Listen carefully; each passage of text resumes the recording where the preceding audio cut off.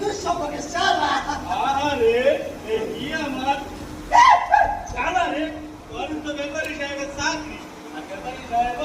আপনাকে একজন কর্মচারী ছাড়া আর কিছুই ভাবে না সুতরাং আপনি যা আপনিও তাই অবশ্য মাত্র ক্লাস কি আমি একা ব্যাপারী সাহেবের অন্তর্দক্ষ করি আর আপনি করেন সহায়স্ত্রী ये बात तो सब पता बात तो भाई बात তাহলে চলো আমরা এইখানে বসে এইখানে বসে এইখানে বসে